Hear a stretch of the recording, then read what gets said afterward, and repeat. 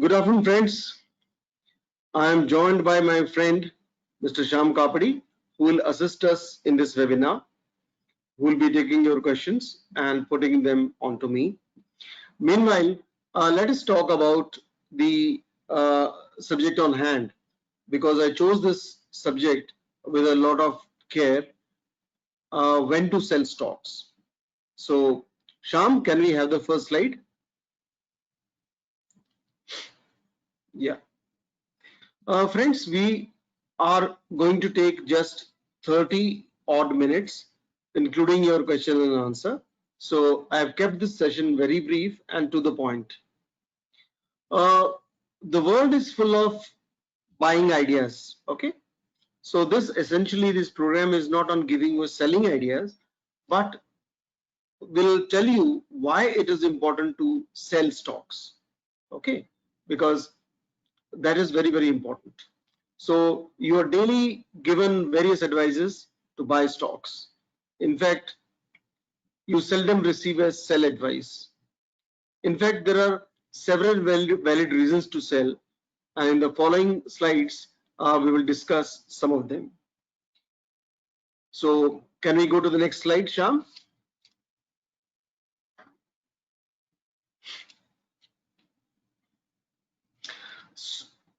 Unless you sell, profits remain only on paper.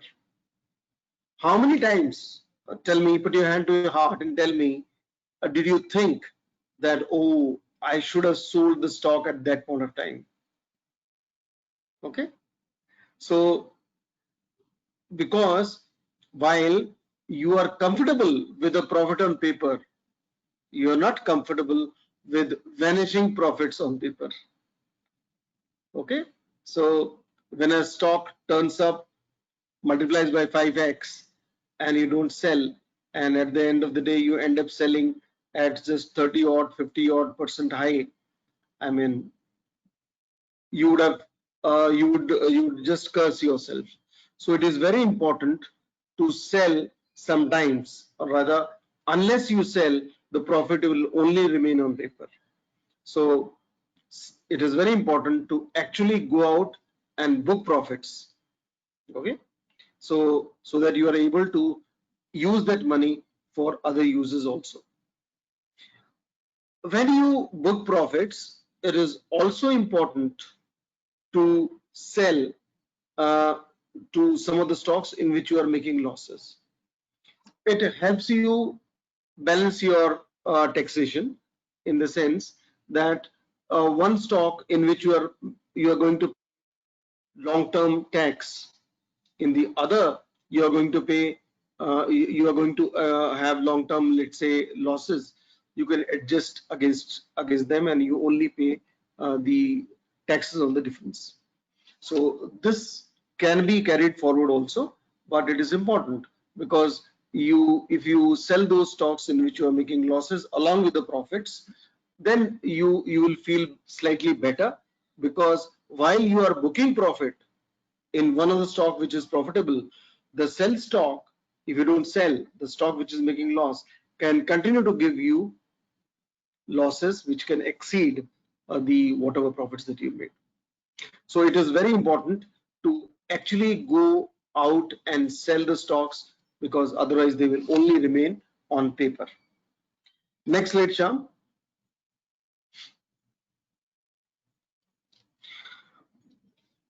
A very obvious answer. You should sell when the target is reached. So what do? Sometimes a stock which is given with a 30% target, you see that even after achieving the 30%, the stock goes on to increase to certain higher levels also. So is it important that you should sell at 30% profit? I think what you should do immediately is that you should put a stop loss in that stock, in that stock, and get back to the person who advised you to buy this stock. So while you put a stop loss, so that should it tumble, your profit will be booked, but you still get some time. You can ask, if the other person, if your advisor tells you no, this is a further development which has happened after that. So now it is all the more the chances of it going up further are further high. So at that point of time, you can uh, remove the stop loss order and continue to hold the stock. But unless you put a stop loss, or you ask the other person, that opportunity may be gone. So it is important to go back to your advisor and ask him, now you'd advised 30% stock has gone up, shall I sell it or continue to hold? Suppose he says that you can sell, you can still put a stop loss 1 or 2% below that and make it a trailing stop loss. So in case the stock does go up, you can raise the stop loss, and you might end up taking 38, 40 or 45% return from that stock, which would have just given you merely 30%. So nothing is cast in iron, but when the target is reached, it should trigger some action from your end. It is very, very important. So you should be asking and getting back to the advisor, the person who initially advised you to buy the stock. Next slide, Shyam.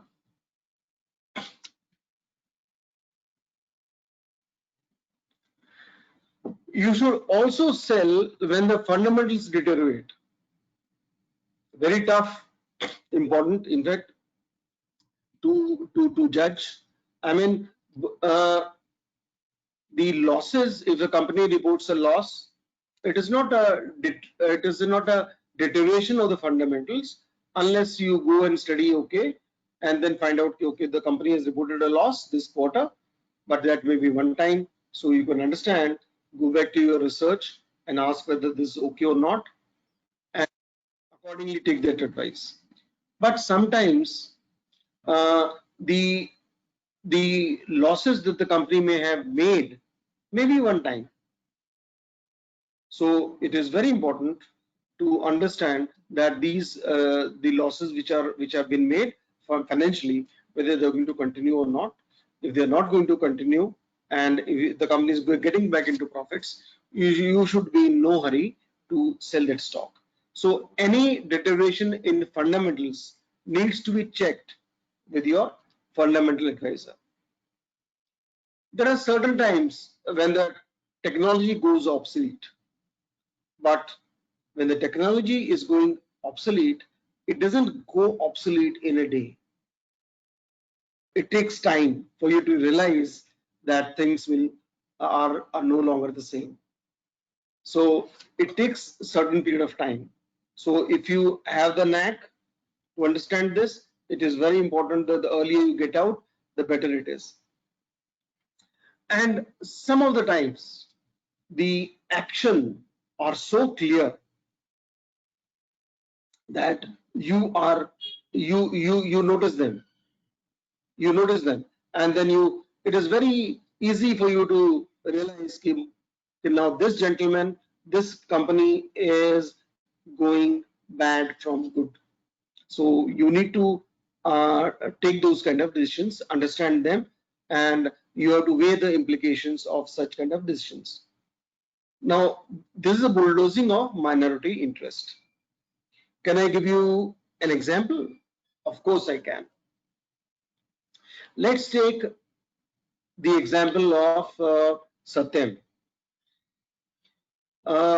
Before Mr. Raju conceded to the fact that he had blown up and cooked up the accounts, before that he did try something else, and that was to merge his very profitable software company Satyam Computers with Meta's Reality, which is just the opposite of Satyam, Meta's Reality, and merging. So where have you heard a company which is a software company being merged with a real estate company?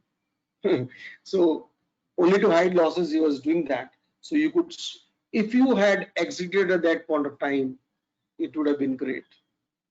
But thereafter, the company, when he apologized, when he told public that he owned up that he has committed fraud, That was a separate thing. But these kind of things, there are some certain other kinds of minority, let's say bulldozing of views, and there are many examples. So one such example I'll give you is from a very well-known company called Gillette, and it was earlier known as Indian Shaving Products. So those of you who are old enough to remember the 2000 year, you'd recall that in that particular year, the company merged Indian Shaving Products, which had this very profitable shaving products business, merged a loss-making dry cell company called Duracell with Indian Shaving Products. And it's okay to merge two companies, but on what basis? Here is a very profitable company and the other is a loss-making company, and you are merging them on the basis of their sales? My God, give me a break. This is very, very evident. The stock, which was quoting at 2,400 rupees at that point of time, tumbled. Within a year or so, it was at 300 odd rupees. It surrendered 90% of the value.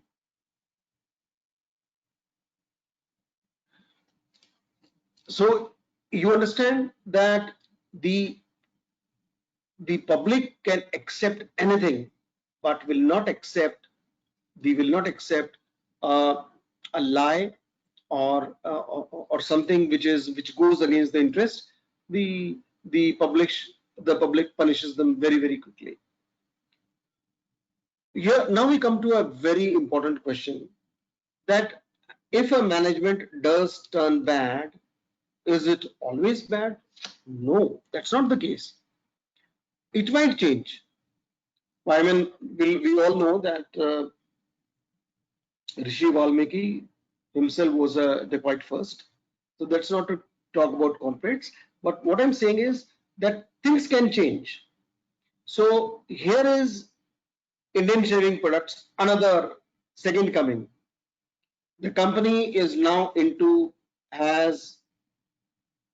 runs into a loss, and at that point of time it is in the dire need of money, and here is that the promoters come with a preference share issue of 0.5%.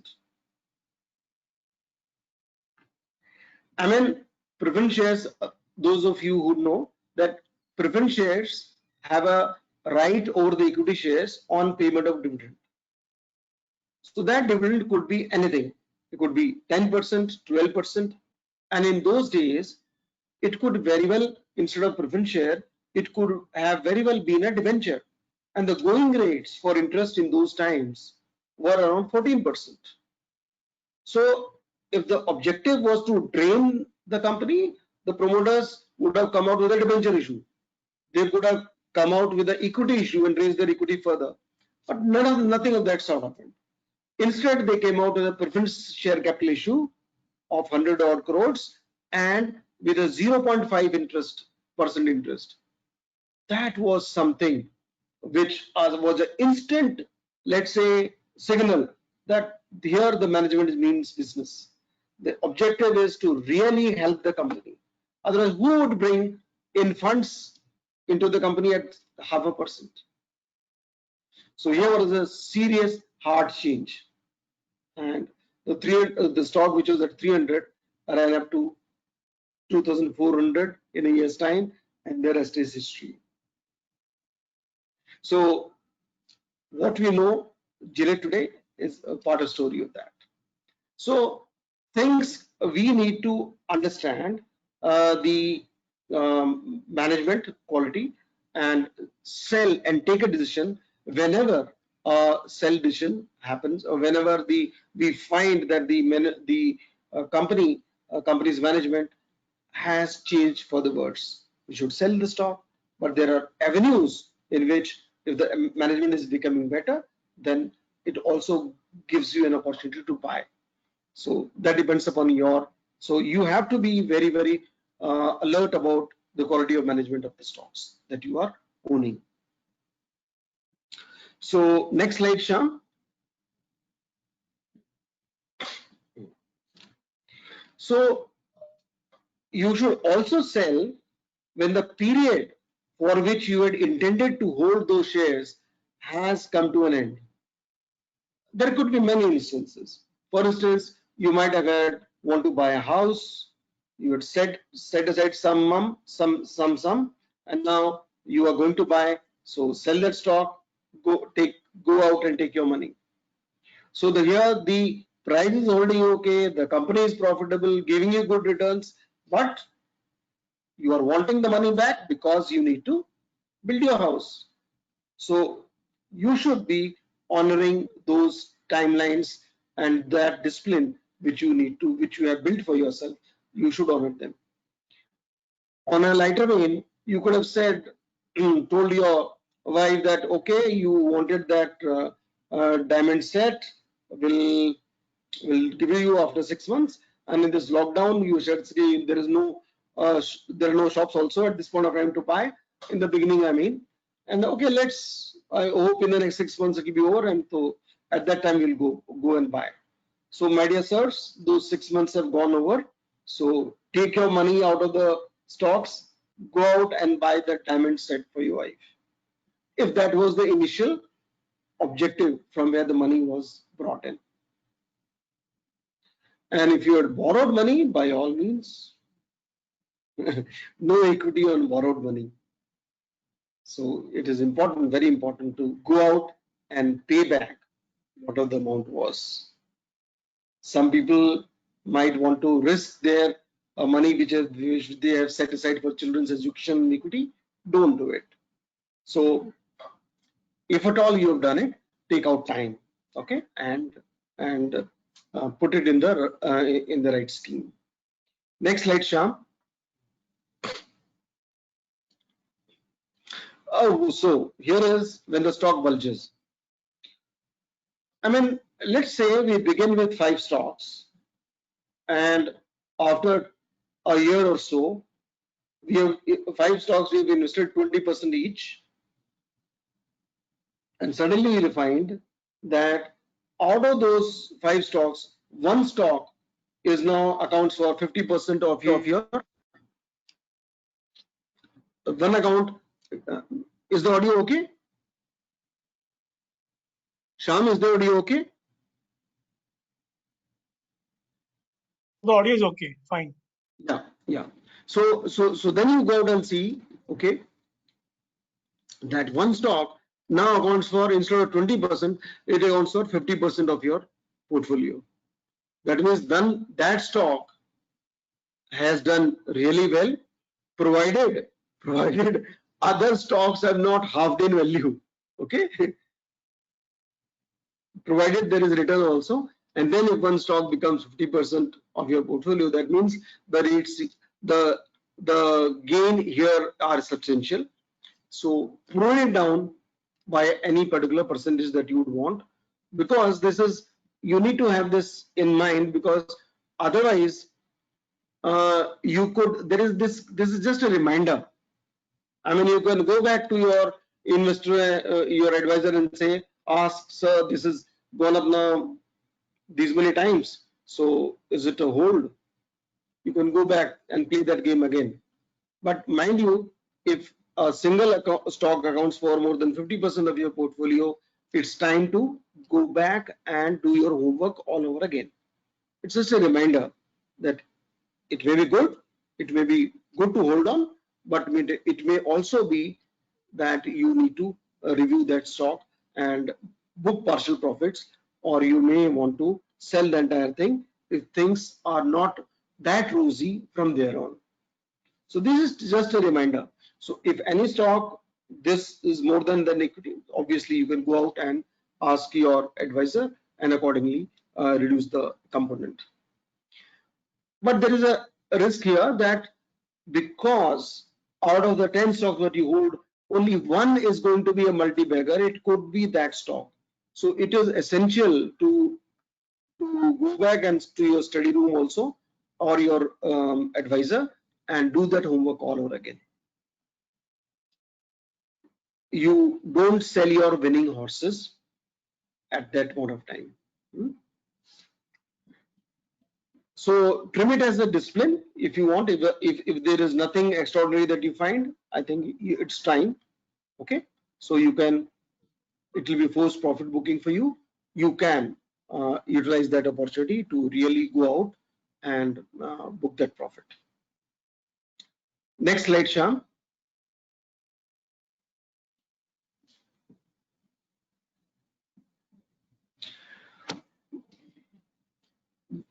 This is fantastic.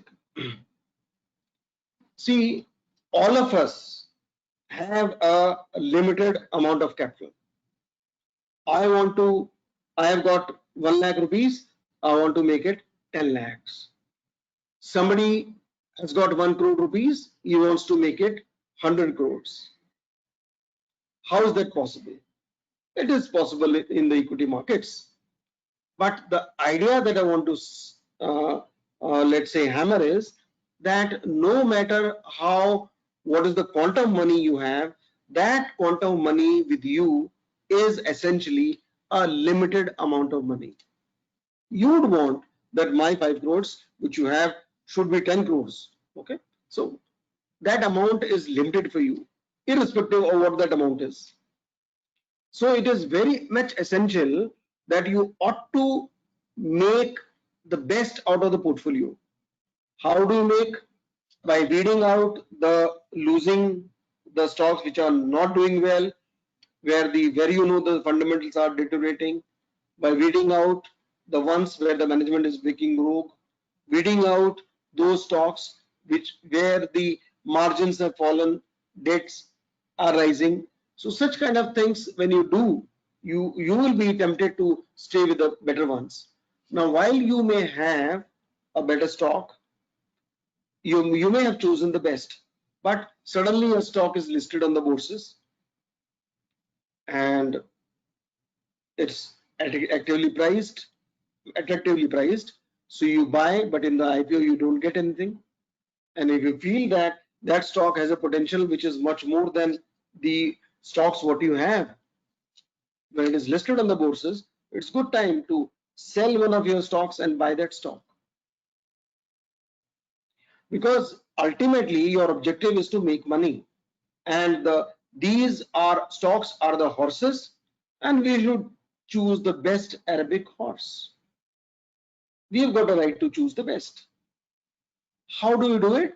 So ensure that you do a fashion parade of all your stocks at least annually, and see which one of them is not performing. That apart, the stocks what you hold, attend seminars of other companies also, of other people also, look at other people's portfolio, find out whether there is a good stock which you don't have. The best way to begin in choosing a stock which is better is to look at the top 10 top holdings or new inclusions which have been done in the mutual funds. You can go out and choose, okay, these are the 30 additions which have happened to the mutual funds. Which one seems most potential? Compare that with your existing ones. So you can decide comparatively. So essentially, read as much as you can, and the more you read, the more informed you will become. See, the rather good or bad part of reading is that the more you read, the more you realize your ignorance, and that is what makes you more humble. So makes you more, let's say, focused on your job at hand. So when we are talking about individuals, we have an unfair advantage over the mutual funds, because we do not have to have I'm talking about it as an individual. So as an individual investor, you do not have to have an investment committee meeting. Okay, you do not have to wait for for a research report to come in to buy a stock. Okay, you can buy based upon technicals, you can buy based upon news item, you can buy on any of those things. And you also have the advantage of looking at the various recommendations by the persons whom you value on a particular channel. Okay, and choose 5 stocks that they have recommended last month. Choose those stocks and put a value of 10% below that. So when he recommended that stock at that price, 10% down is a great price to buy if other things are equal. So we as consumers, as individual shareholders, have a great advantage over mutual funds. We should be able to beat the markets. We should be able to beat the mutual funds. So those active investors who are now listening are potential. They have a huge potential to make money. And you ought to really work on this. These are some of the examples I've given. So best is, I mean, you have to prod your existing stocks to do well. In case they don't get in another stock and replace the 5th weakest stock in your portfolio. I think this should help. Next, Sham. Obviously, stocks are that thing which are liquid.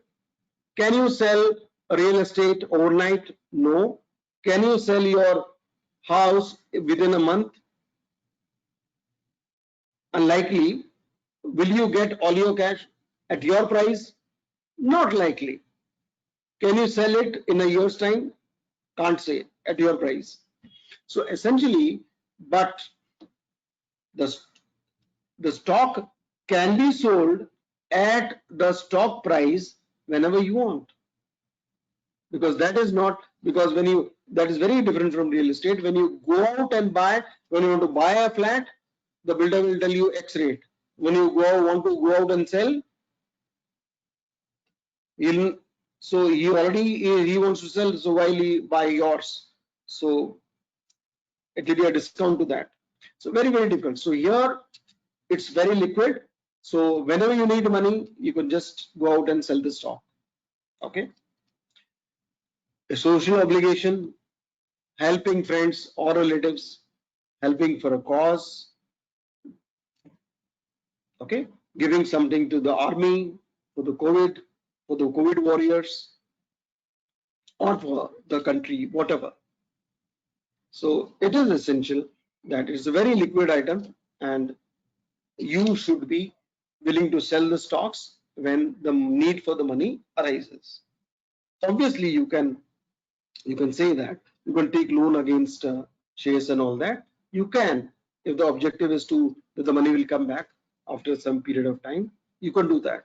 But the objective is, when you are giving away that money, there's no use taking a loan against securities. Just sell that stock. Next slide, Sham.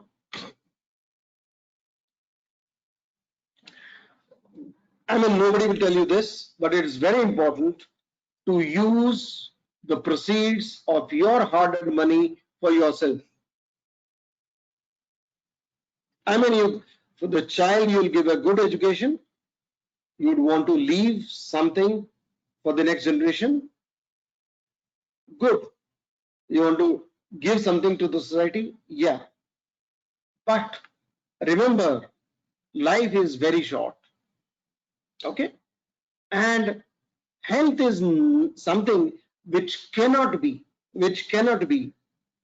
exchanged for money. So never compromise with your health for earning wealth.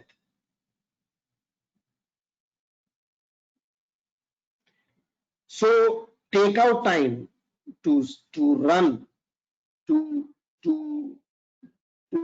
be physically fit. No needs for any medicines, and enjoy your life, enjoy your work. Take your vacations when the kids are small. Take your vacations when the kids are adult. They can go out and also appreciate. Take them out even when you are old. because it's never, it's enjoyment of life is not a one-time affair. It is not something which you will do only at the fag end of the life. No, very much essential that you, if you are financially disciplined, you will be able to take an annual holiday.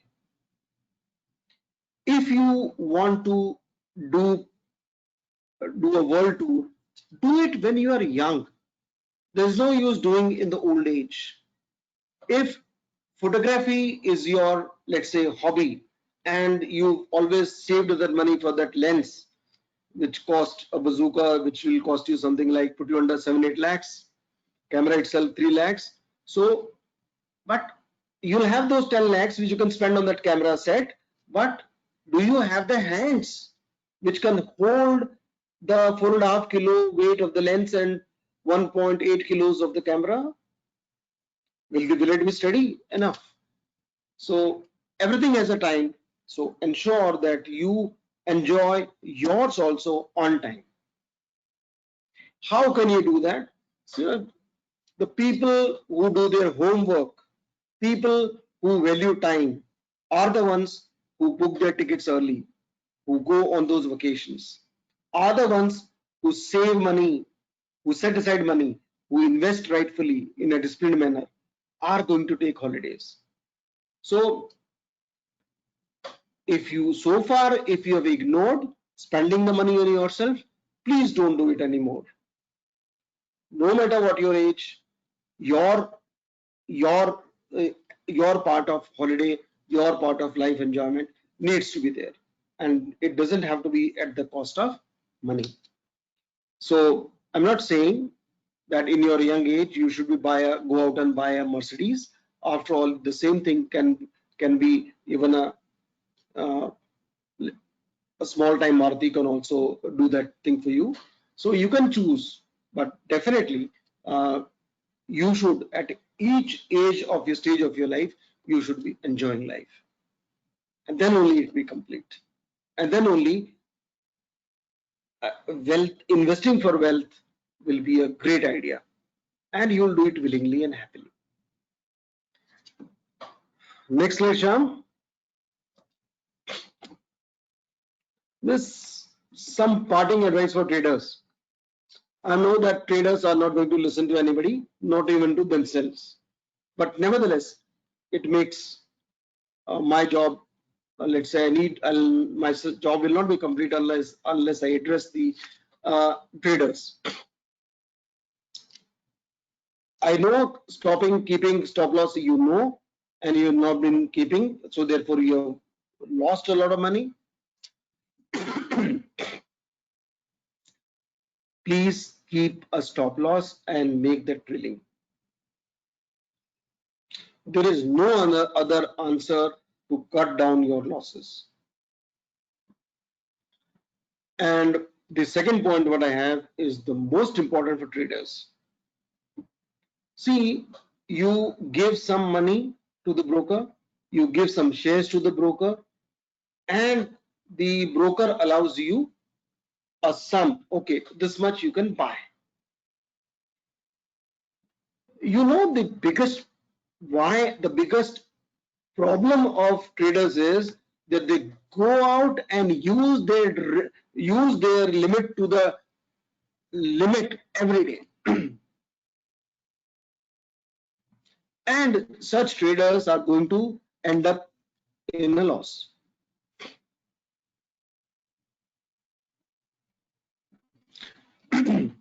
You are driving a vehicle, so that accelerator, what you have is the money that is there with you. The brake is your risk management. So do you drive your car at 80 kilometers per hour in the bylanes of Bombay, Delhi, wherever you are? No. You will look at the traffic and then you will use the speed. So although your tank is full, your leg is ready to press the accelerator, but you are not, because you are looking at the traffic ahead. So only when you are sure, then use your limit to the full. Otherwise, let it be. It will prevent many future losses if you just use it wisely.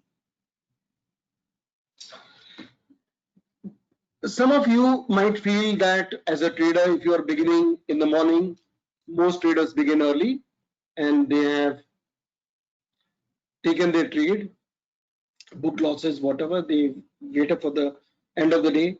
Sometimes you'll get a profit, sometimes you'll get a loss. But if you think that trading only in the morning doesn't help you, you can go out and do it the other way around. You can start trading after 2:30 for a change. You'll find certainly there are opportunities which are coming are many. Some of them may get exited the same day or earlier the next day. So experiment with the various timings. I think you will find your right combination. Another thing is, suppose you have been extraordinarily lucky with a particular trade.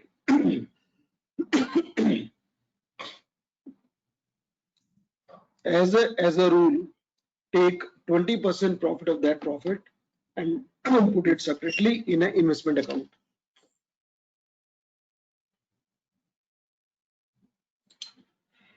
Because that will help you when a particular trade goes awfully bad. So keeping your accounts and knowing whether you are into a profit or a loss in a particular stock is very material for your own sake. One of the other mechanisms I have seen some people doing it, that they fix their losses per month. So for in case this particular month, if I make a trading loss of more than 20,000 rupees, I will not trade. Suppose my 20,000 limit has been crossed on the 10th day, I will not trade for the rest of the month. What it does is, perhaps because you lost in continuously, perhaps you needed to give it a break and think clearly. Or maybe it was a bad portion that is passed. This will help you in terms of coming out better with a stronger sense of mind. I think, Shyam, we can now thank them and we can have the questions, please. Thank you, Mr. Vikesh Sharma, for the wonderful session. I will now urge the participant to ask any questions. Please click on the question mark on your screen and type in your questions. I repeat, to ask any questions, please click on the question mark on your screen and type in your questions.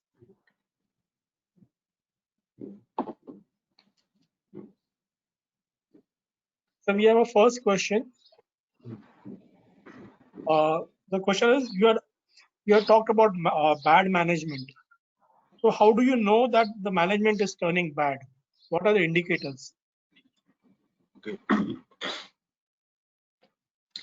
See, the early indications are that a company which used to have good auditors is replacing them with a slightly unknown auditor, an auditor resigning, an independent director resigning, or for that matter, the company changing the depreciation policies, which are not the industry mark, and a key person similarly who was responsible for that particular company's huge margins is joining competition. So it could be a combination of all these, but most of the times it will be falling margins gradually, slowly. So it need not come by virtue of a company going back totally. but management obviously dividend policy, dividends which they are giving are now not giving in time, or there is a delay, all these things. So, and obviously the kind of policies that we have discussed, where the two companies have been merged. So these kind of ratios, or for that matter, um, in the latest case also, for a company, for a metal company which was being proposal for delisting, the reason that they changed their book value was precisely that it was to mislead the public. So you will find signatures everywhere of a management which is not truly good.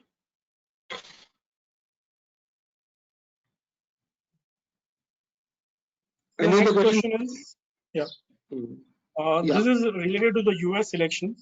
The person is asking, should we wait for the outcome of the US election to invest in the US markets, and for the matter, even Indian market?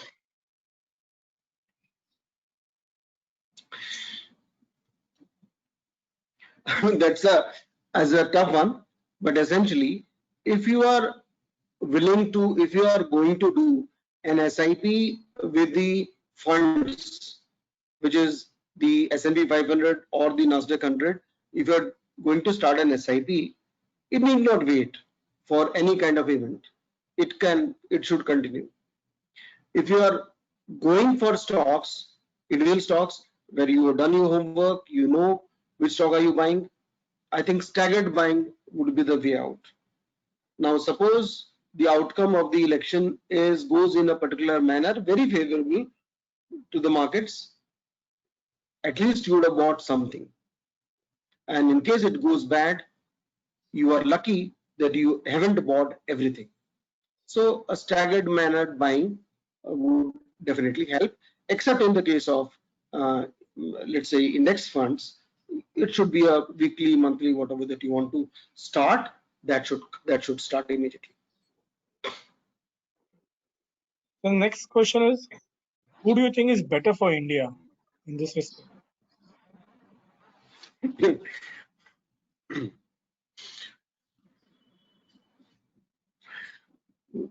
I mean, you mean between the two candidates? Yes, sir. Okay. So we have proven Mr. Trump is definitely good for India. He is good for the US first, and then he is good for India. Mr. Biden was singularly responsible for holding back the cryogenic engines which we required for our space missions. That was held back. Russia was supplying, and it wasn't Mr. Biden, as a senator at that point of time, ensured that it didn't happen. So Russia had to withdraw, although the same engines were being given to China at that time. So Mr. Biden is definitely somebody who is less, let's say, favorable to India than Trump.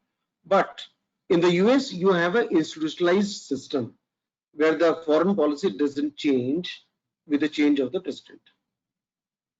So there is a CIA, there are the chiefs of staff and the whole deep state which is there takes care and ensures that the policy is a policy of continuity and there are no harsh changes so far.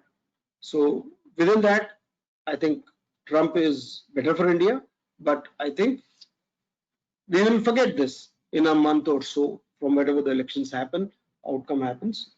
Some people are saying that you have all the polls going on for Mr. Biden, and he is also leading. He has won the debates also.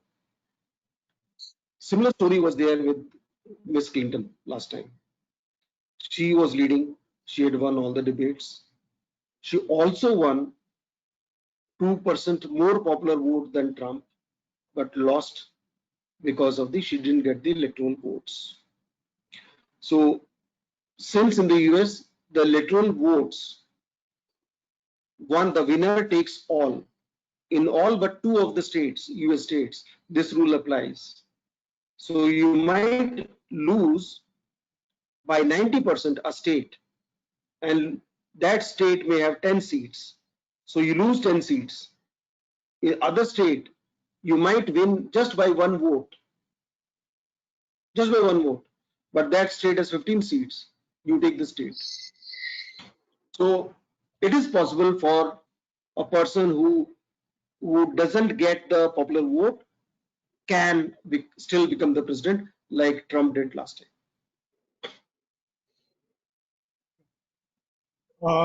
So we have one more question. The person is asking, when you need money and you sell stocks, should we sell stocks in profits or those in losses? How do you pick? Okay. Very valid question.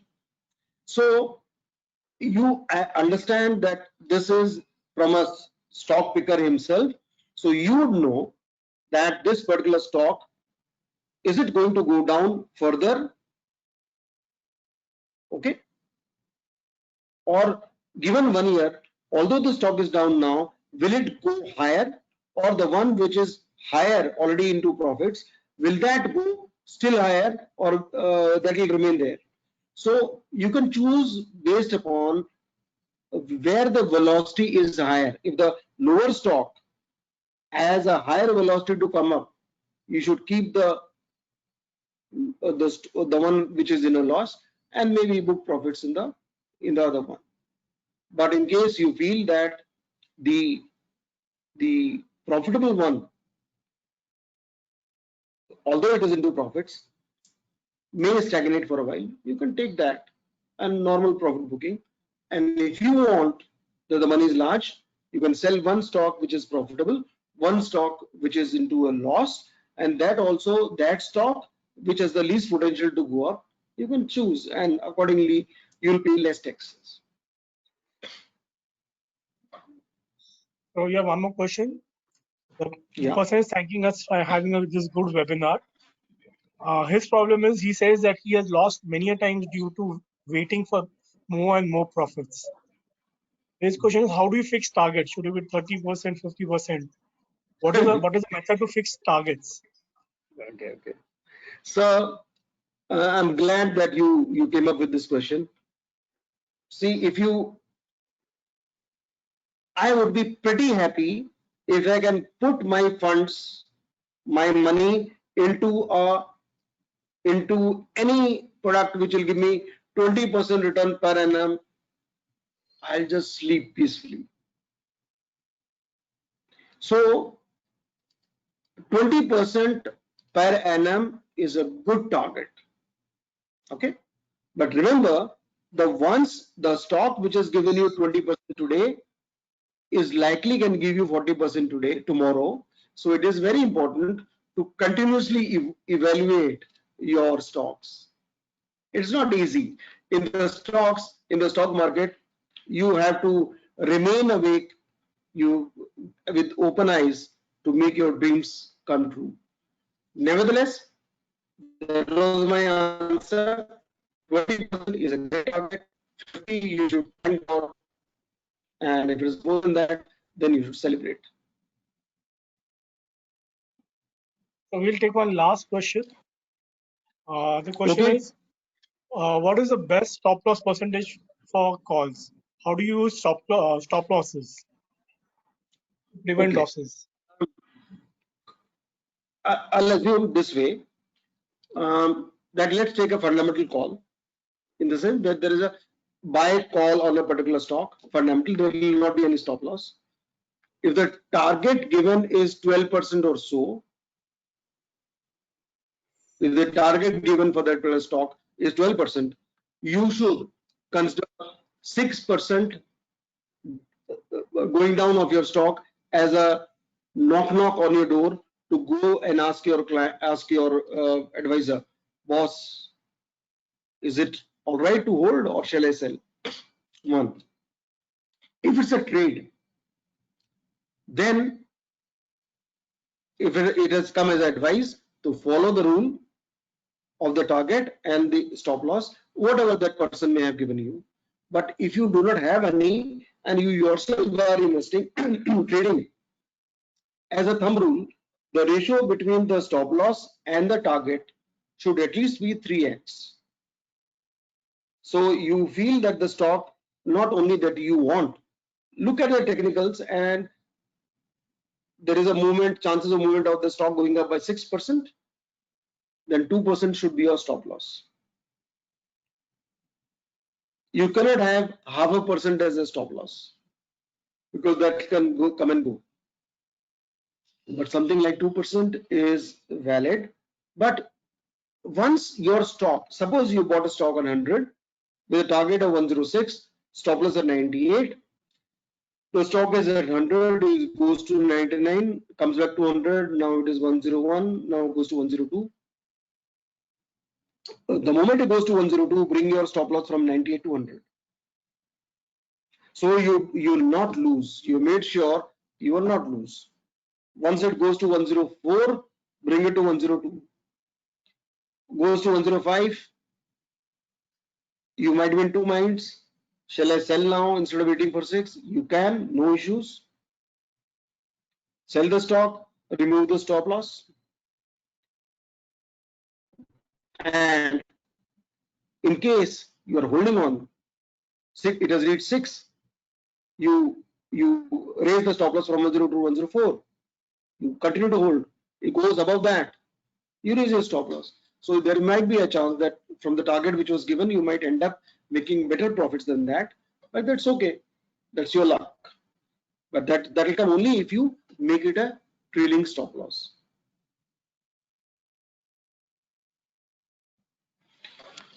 I think we have run out of questions. Thank you so much Yeah. for addressing this webinar.